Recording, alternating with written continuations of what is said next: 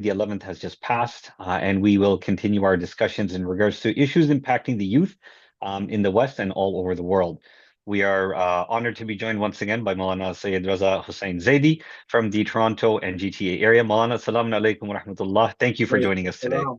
Maulana, today we're going to be talking about the issue of the generation or culture gap that exists between the youth and their parents. So many of our youth are immersed in Western culture. They're brought up with Western influences, whereas their parents hold on to Eastern or traditional values. Many youth try to balance both systems and reach a compromise between the two.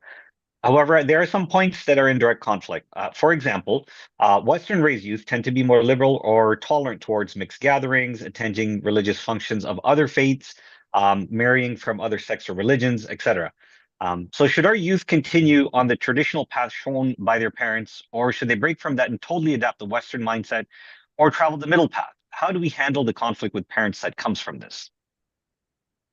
أعوذ بالله من الشيطان الرجيم بسم الله الرحمن الرحيم وبه نستعين إنه خير ناصر ومعين صلى الله على سيدنا محمد وآله الطاهرين اللهم صل على محمد وآل محمد وعجل فرجهم. Now, when we say that the youth in the West or anywhere else in the world, how can they relate their lives to Islam?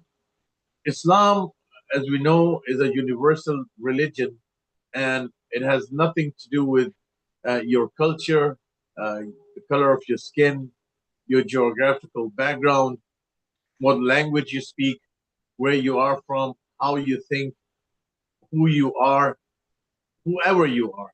You know, regardless of those things, Islam is universal, and the message of Islam is, like Imam Sadiq alayhi salam says, Al-Din illa al-hub. Is there anything in religion other than love? Love for Allah subhanahu wa ta'ala, love for Quran, love for Deen, love for Ahlul Bayt alayhi salam. Anything to do with Islam, the base is love. If you worship Allah subhanahu wa ta'ala, it is because you love Allah subhanahu wa ta'ala.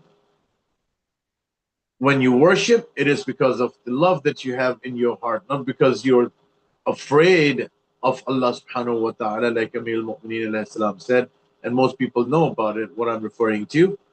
So it's not about that. What it is about is the love that you carry in your soul, in your heart, in your mind, the love that you have for Allah subhanahu wa ta'ala. Therefore, you want to do that for Allah. You want to do the sajda for Allah. You want to pray for Allah. You want to do the fast, or you want to find out what Allah said and do it accordingly. So who is the better judge, the creator or the creations, for what is right and what's wrong? Obviously, it is Allah subhanahu wa ta'ala who knows best what is haqq and what is batil. Therefore, He has put that inside ourselves. When He created us, He put that guidance inside us, which many know as conscience. And Allah calls it fitra, which only humans have. So humans are very sensitive beings, unlike all other creatures. They're very sensitive, and they understand certain things that cannot be described in words, but they can feel them and they can understand them, and they exist, and that is a reality. And it all boils down to one word, and that is getting to know the Deen. The basis is love. So, having said so, if you are from the Western background, there are many things that our parents forbid us from doing. For example, our cultures forbid us from doing certain things which have nothing to do with the Islamic rulings, which have many things are considered to be taboos, but they are not taboos in Islam. If you look at it from the perspective of Islam, there's nothing wrong with it. And there are certain things that people want us to do which are against Islam. I'll give you an example. For example, hijab, right? Maybe many of our Pakistani and Indian families, even though we know that the cousins are not mahram, we still consider them to be brothers and sisters, which they are, and rightly said so. Yes, they are brothers and sisters, but not the real brothers and sisters, like born from the same mother and father. So the hijab is there. But once, if someone, a girl, is religious enough to understand that that is the ruling of their religion and they do the hijab from their cousin, she's going to get a backlash and she'll be told that you should not be doing that hijab because that's your brother. What are you doing? And even though they know that there are, you can have, marriages between cousins. You have, cousins married to each other. So were them brothers and sisters? Do brothers and sisters get married? No, they don't get married. So what happened now? And the problems that arise with this is that when they grow up, and when Allah has said it is halal for the marriage, to get into a marriage with a cousin, it is halal. When their parents that have been telling them since they were born that this is your brother and this is your sister, when suddenly they say, well, here's your future husband or future wife, they say, well, he's my brother. So they cannot digest that thing. But once they are in a hijab, they're completely, they understand their limits and all of those things. So this is just one example that I just gave you. There's so many other things that that go with what I'm saying. So therefore, we have to typically look at all of those things from the perspective of Islam. Anything that Allah says is halal, consider it to be good. If you think there's something wrong with it, Allah wouldn't have made it halal. If it's okay with Allah, it should be okay with you. But when Allah says this is haram and you think it's okay, it's not okay because Allah said it's haram. Sometimes things can happen when we might not be able to understand why it's haram and why this is halal. Something that we consider, well, that is the reason why, other than the conscience, other than the fitrah that Allah put inside ourselves, He has also sent prophets and He has sent a Sharia. He has sent Muhammad Mustafa sallallahu alaihi wasallam to be His last prophet, who has brought a Sharia, which is a universal Sharia, and it will carry on until the day of the judgment. Regardless of who you are, you can relate to Islam regardless of where you are from. So that's basically what it is. Even if you are in the West, fine. Okay, you're in the West. That's all right. But does that mean that you cannot be a Muslim, a Shia Muslim, and still be someone who has like you can call himself a Shia, you can a Shia Muslim and a Canadian Shia Muslim, so or a British Muslim or an American Muslim, right? So is there a contradiction with those two things? Like, no, I don't think so. When we see, they're Jews and they practice their religion in their own way. They like kosher and they don't go for any other things. Muslims go for halal meat. Well, Jews are doing the right thing. Muslims are doing the right thing because their religion requires them to do so.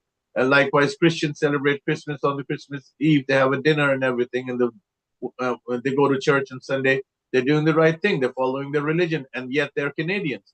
So diversity is something which I think is not bad. You can learn so much from each other. But at the end of the day, everyone is free to follow their religion.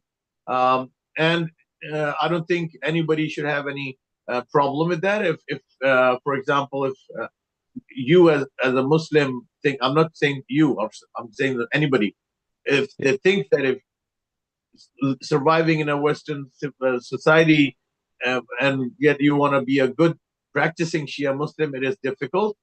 The reason why you think so is because others will not accept it.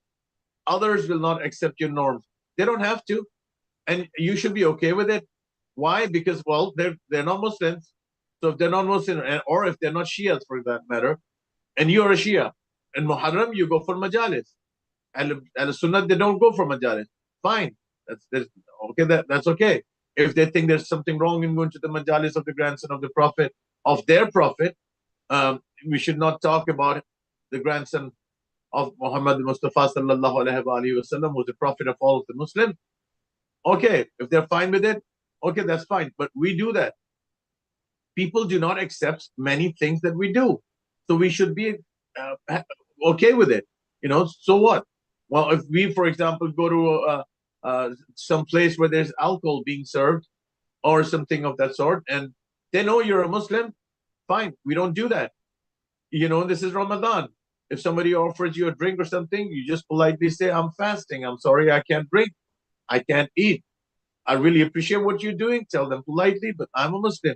And I'm sure up to this extent, they would understand it and they would respect it because you are a Muslim. So there's nothing wrong. I don't think you can. It's a very difficult thing to do. So I like what you mentioned, Maulana, in terms of knowing the halal and haram, and really those being the red lines in Islam, and sticking to those rules, and everything that's outside of those rules, essentially, you're given your choice and whatnot. And I think one of the key things that you mentioned is being able to communicate that. So whether it's within your peer group, within your friends group, with your classmates, or even at home with your siblings, with your parents, aunts and uncles, and so on and so forth. It really comes down to that having that communication and discussing these issues, which is an excellent segue into my next question, which is that in many households there is a communication gap. Either the children are not communicating effectively with their parents, or the parents are not listening to their children's concerns. So as a youth in the West, how should we communicate with our parents while maintaining our Islamic values of respect for our parents as well, especially when our views conflict with those of our parents? Well, Islam says that you always have to be respectful with your parents, even when they're wrong, even when you are right and they're wrong. It's not about you being right and them being wrong, and then you can be disrespectful to your parents. That can never be the case. So there's no defense against being disrespectful to parents. That's number one, the thing that I want to say.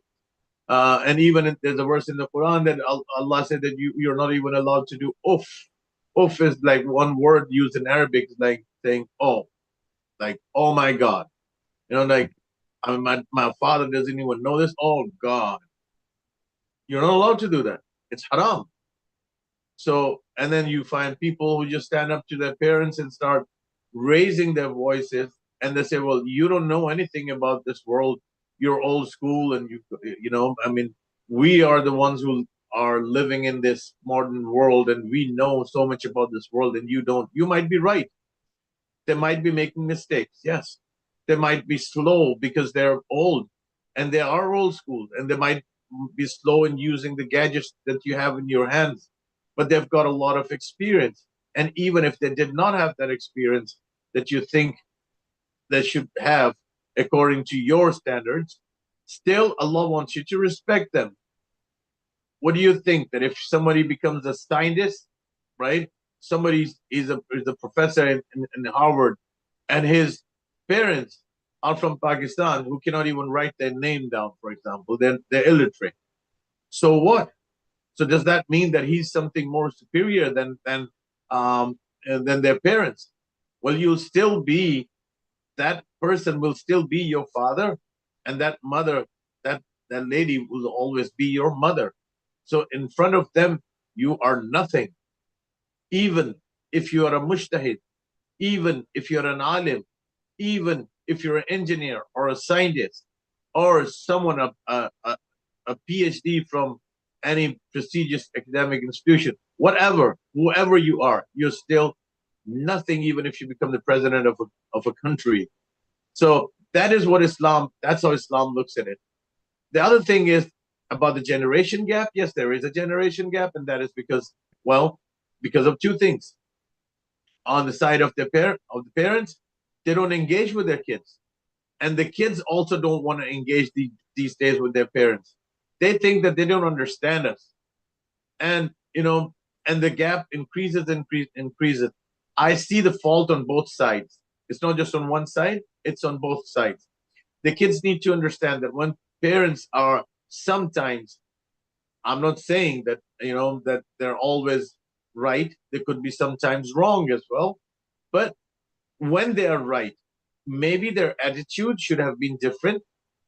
Yes, and from the Islamic point of view, kindness is something that has always been the case. And if it's your kids, you have to be polite with your kids. You have to respect your kids.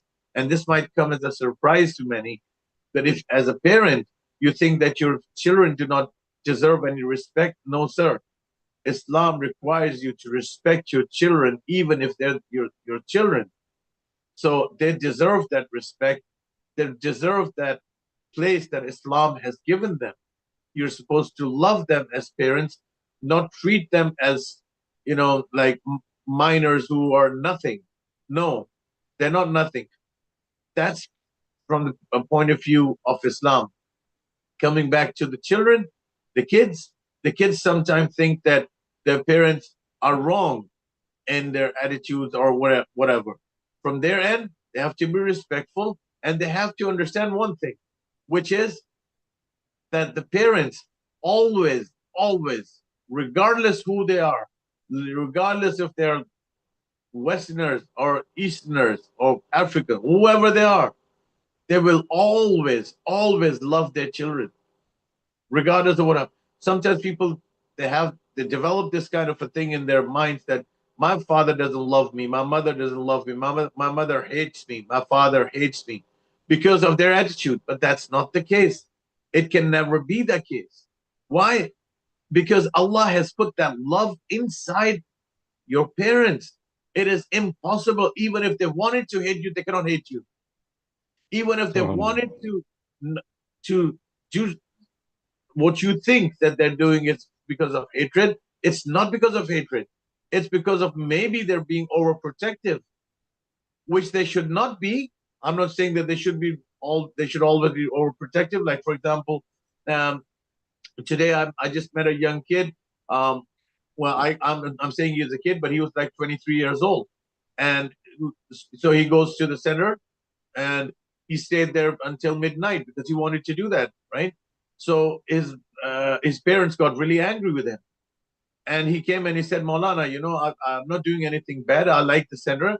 So, well, nobody was here. But like some of the kids, we stayed back, and we wanted to play games, the table tennis and stuff like that, those activities.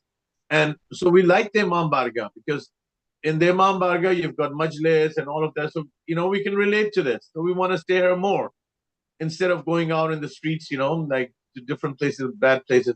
So I was having that conversation with him because this is relevant with your question. His father walked up to me and said, what are you talking about with my kid? I said, this is what he's saying. And I'm telling him that if you think that he said, well, my mother doesn't understand me. He's 23 years old. And he goes, I am 23 years old. So I'm old enough to understand that, well, this is 11 o'clock or 12 o'clock or whatever. I can still remain outside my house because I'm old enough to take care of myself. I'm 23 years old. So they need to give him a break. Parents need to understand that, yes, he is a kid. To you, he's a kid, but in the real sense, he's not a kid.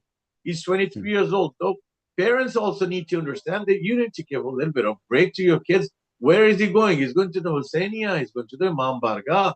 In the Majlis, for example, in the Azaf Imam Hussain, let him do that.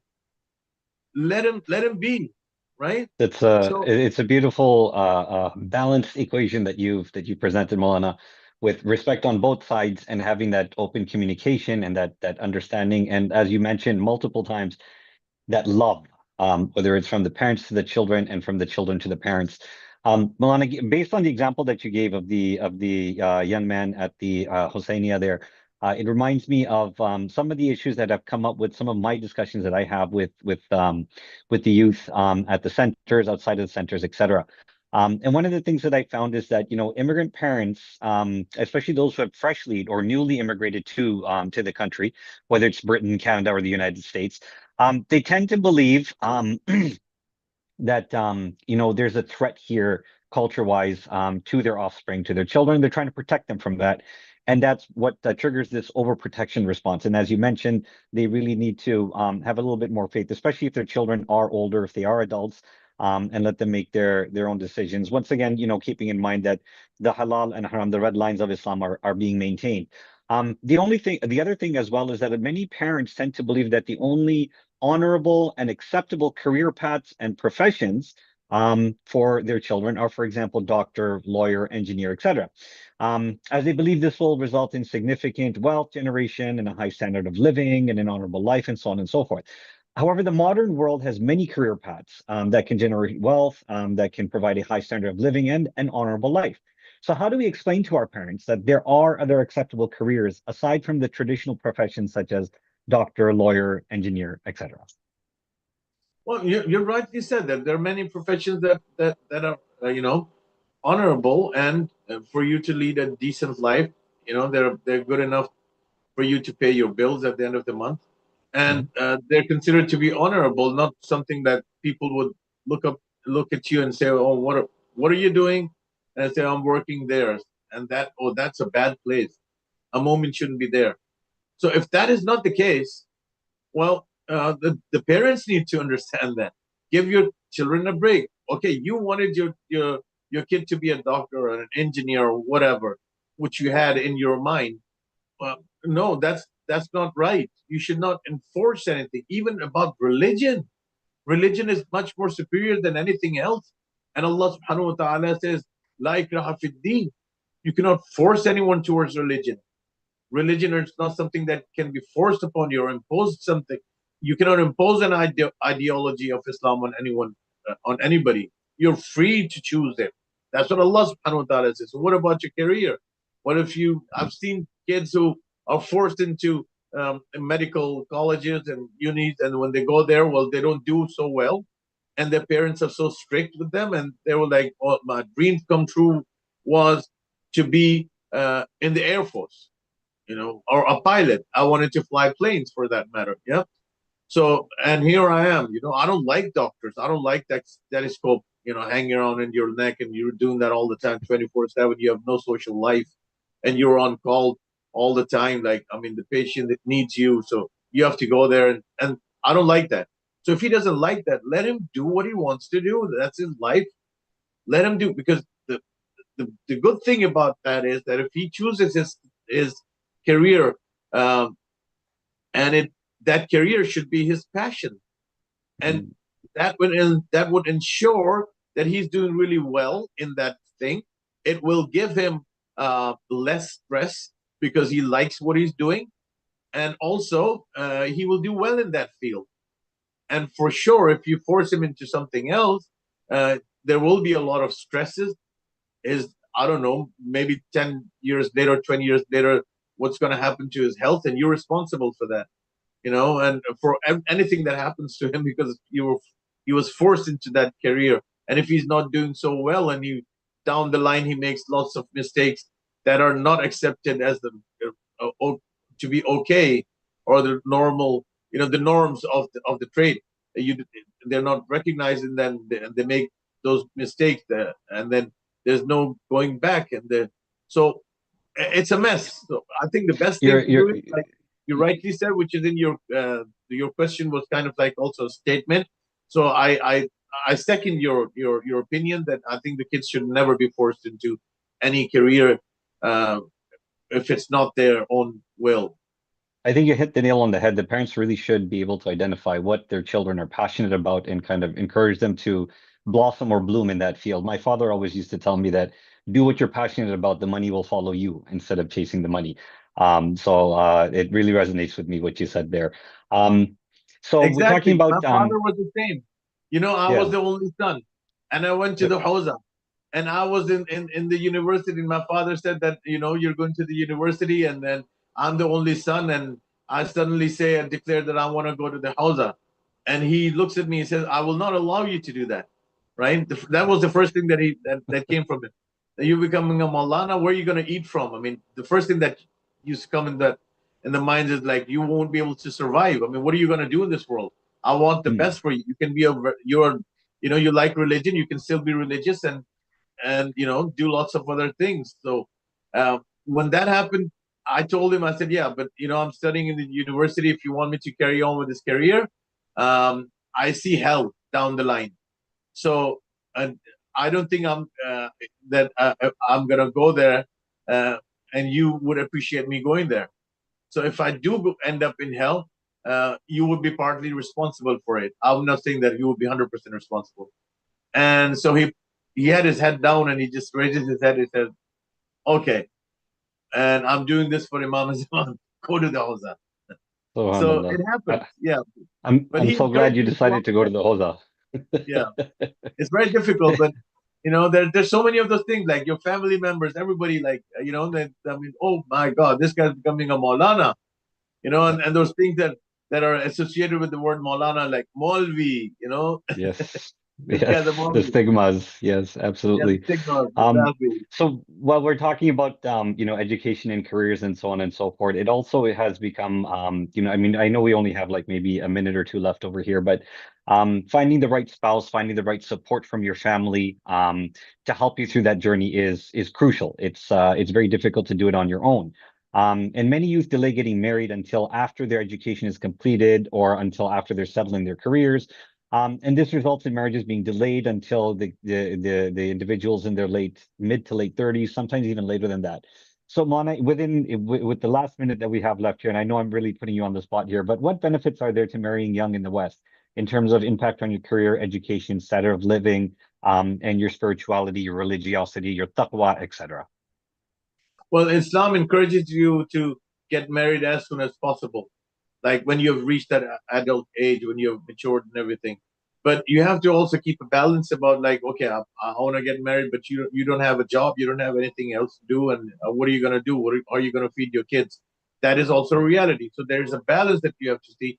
You have to make sure that you end up doing well soon enough, and enough to support a family. So that is something that is a responsibility upon each person, regardless of whether you're a Muslim or not, right? That is your career. So take your life seriously and get married as soon as possible. Jazakallah, Maulana. Thank you so much for that beautiful insight and for those guidelines that you presented with us today.